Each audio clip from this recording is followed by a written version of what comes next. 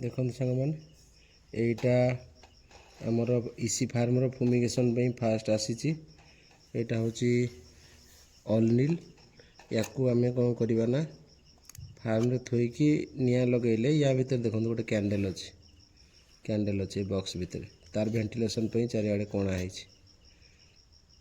ये निआ लगे ये डब्बाटा को रखा पड़ो या भितर ही अच्छी तार केमिकालटा को मलिक्यूल अच्छी भल कि स्टडी करनी किंतु ये मलिक्यूलटा हिट हेल्ले से गोटे गैस जेनेट कर पूरा टीयर गैस भाया आखि पड़ो पड़ा पर 12 घंटा भाया पाखापाखि आम फार्म क्लोज करके रखिबू रखिले ता भीतर जिते सब पाथोजेन अच्छा अन्य जीवाणु अच्छा से सब मरीजे तापर आम चिक्स प्लेसमेंट करूँ।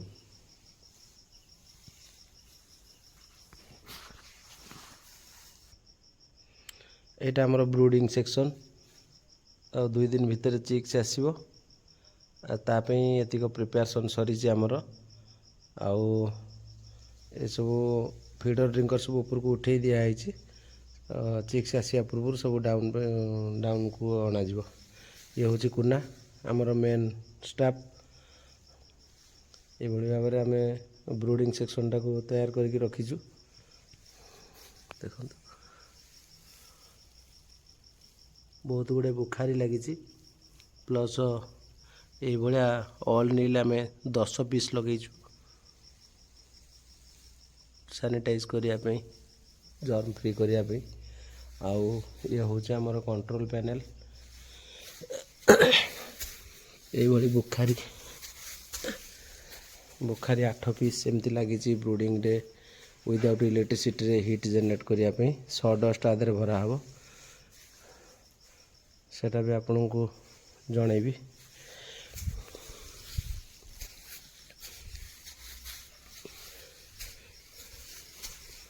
ऑल नील प्लेसमेंट एमती कराई प्लस ये सब 2000 वाटर इलेक्ट्रिक हीटर जोटा कि थ्रू इलेक्ट्रिसिटी हिट जेनेट करने दिखाई बहुत गुड़े बल्ब होल्डर भी दिखाई जोटा कि 200 वाट बल्ब लगे हिट मेंटेन करने ये ऑल नील देखु पूरा गोटे लाइन ने up to last farm last end जाके ऑल नील लगेचु 8टा इलेक्ट्रिक ब्रूडर देखो ये भाया 2000 वाटर हीटर लगाई 8टा बुखारी भी लगाई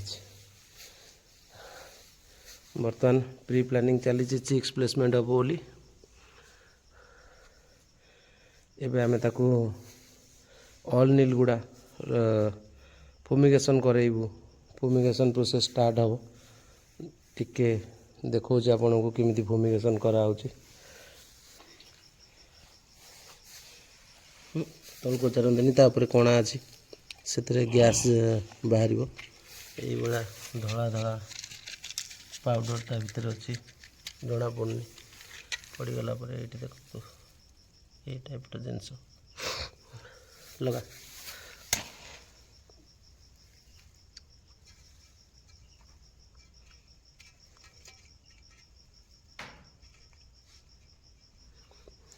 एबे हमर कैंडल ग्लो हो जाइए तार वेंटिलेशन सब होल अच्छी ता ऊपर आमे वर्तमान ये मॉलिक्यूल को प्लेस करवा ओके रेडी हो गला से जो हिट हम तो हिट बहुत हार्ड गैस जेनेट कर टीयर गैस टाइप आखि लुह संभाली हेबनी आ गोटे ऑल नील आम जलैबा कैंडल ग्लो हो गला तो तापर ओके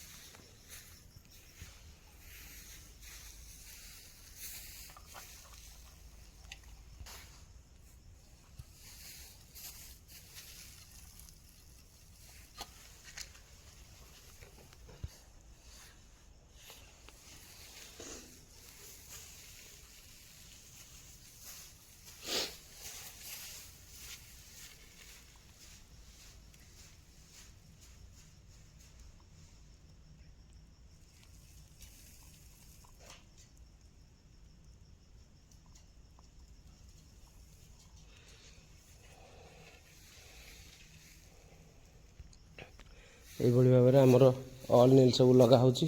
ଫୁମିଗେସନ୍ ପ୍ରୋସେସ୍ କମ୍ପ୍ଲିଟ୍ କରିବା ପାଇଁ ଆମେ ବର୍ତ୍ତମାନ ପଛ ଆଡ଼କୁ ଯିବା, ଯେଉଁଠି ଆଗରୁ ଲଗେଇଥିଲେ, ଦେଖିବା ତାର ରେଜଲ୍ଟ। ଧୀରେ ଧୀରେ ଷ୍ଟାର୍ଟ ହେଇଗଲାଣି।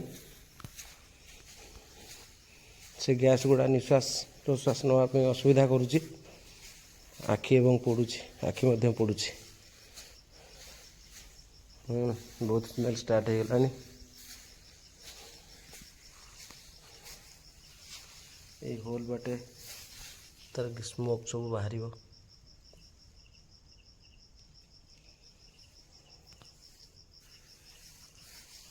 ଗ୍ୟାସ୍ ସ୍ମେଲ୍ ସବୁ ଷ୍ଟାର୍ଟ ହେଇଗଲାଣି। ଆ ଭିତରେ ଅଧିକ ସମୟ ରହିବାଟା ଆମର ଠିକ୍ ହେବନି।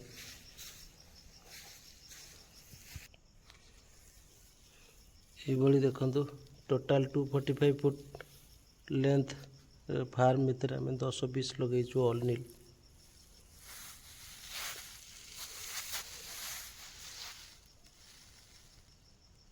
ସବୁ ଅଲ୍ ନିଲ୍ ୱାର୍କିଂ ମୋଡ଼୍ରେ ଅଛି।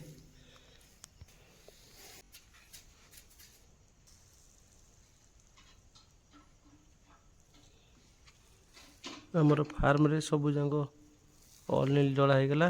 ଏବେ ଫାର୍ମ ଡୋର୍ ବନ୍ଦ କରାହେବ। ପୁରା ଗ୍ୟାସ୍ରେ ଭରପୁର ରାତି ରହିବ। ଫୁମିଗେସନ୍ ପ୍ରୋସେସ୍ କମ୍ପ୍ଲିଟ୍ ହେବ। ତାପରେ କାଲି ଦିନ 11ଟା ବେଳକୁ ଫାର୍ମ ଓପନ୍ ହେବ। ଦେଖନ୍ତୁ, ଆମର ଫୁମିଗେସନ୍ ଚାଲିଲା। ସବୁଯାକ ଅଲ୍ ନିଲ୍ ପ୍ଲେସମେଣ୍ଟ କଲା ପରେ ଆମେ ଡୋର୍ ବନ୍ଦ କରିଦେଇଛୁ, ଲାଇଟ୍ ବି ବନ୍ଦ କରିଦେଇଛୁ। ନାଇଟ୍ ଭିଜନ୍ ଦେଖନ୍ତୁ, ନାଇଟ୍ ଭ୍ୟୁ କେମିତି ଆସୁଛି।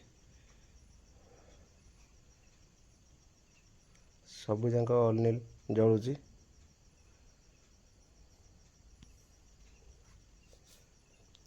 ଆଜି ପାଇଁ ଏତିକି, ରହୁଛି। Good night.